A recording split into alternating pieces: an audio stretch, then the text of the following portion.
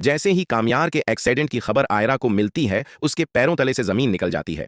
आयरा फौरन अस्पताल पहुंचती है। जैसे ही उसकी नजर स्ट्रेचर पर पड़े कामयार पर पड़ती है, वो एक लम्हे को साकित रह जाती है। डॉक्टर फौरन कामयार को आईसीयू में शिफ्ट कर देते हैं और आयरा से कहते हैं, आप बस दुआ करें। घबराहट के आलम में आयरा कामयार की दादी को फोन करती है और कहती है, दादी, कामयार का एक्सीडेंट हो गया है, वो इस वक्त आईसीयू में है। ये सुनकर दादी हक्का बिका रह जाती हैं और कहती हैं, बेटा, तुमने मुझे ये सब पहले क्यों नहीं बताया? कामयार की दादी फौरन सहील और कामयार की मां के साथ अस्पताल पहुंच जाती हैं।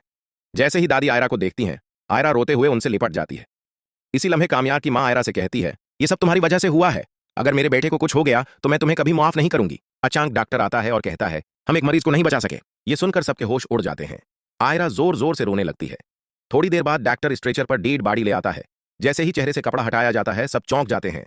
वो फारिया की लाश होती है। कामयार के घर वाले ये देखकर हैरान रह जाते हैं। आयरा दादी से कहती है, फारिया कामयार के साथ क्या कर रही थी? इसी वक्त डॉक्टर सहेल के पास आकर कहता है, अंदर वाले मरीज को फौरन खून की जरूरत है। अगर वक्त पर खून न मिला तो उसकी जान भी जा सकती है। आयरा फौरन अपने वालिद इरफान को फोन करती है और कहती है, डेड कामयार का एक्सीडेंट हो गया है, इसे खून की जरूरत है। आपका खून उसके खून से मीच करता है। अगर वक्त पर खून न मिला तो वो बच नहीं पाएगा। इरफान फौरन अस्पताल पहुंचते हैं और कामयार को अपना खून देते हैं। वो कहते हैं, बेटा, परेशान होने की कोई जरूरत नहीं, कामयार बहुत जल्द ठीक हो जाएगा। कुछ देर बाद डॉक्टर आता है और सहील से कहता है, अब मरीज खतरे से बाहर है, थोड़ी देर में होश में आ जाएगा। जैसे ही कामयार को होश आता है, वो आयरा का नाम लेता है। डॉक्टर सहील को बताता है कि मरीज होश में आ गया है और आयरा को पुकार रहा है। आयरा फौरन अंदर जाकर कामयार के गाल पर थप्पड़ मारती है और रोते हुए कहती है, तुम्हें यह सब करने की हिम्मत कैसे हुई?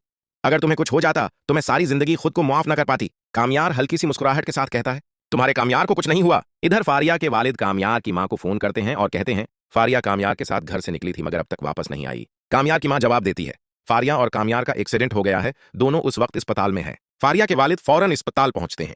जैसे ही वो फारिया की लाश देखते हैं, टूट कर रह जाते हैं। वो सहेल से कहते हैं, अगर मेरी बेटी की मौत के पीछे कामयार का हाथ हुआ तो मैं उसे जिंदा नहीं छोड़ूंगा। इधर खावर को भी फारिया की मौत की खबर मिल जाती है। खावर फौरन फारिया के वालिद के पास पहुंचकर कहता है, अंकल, इस सब के पीछे कामयार ही है।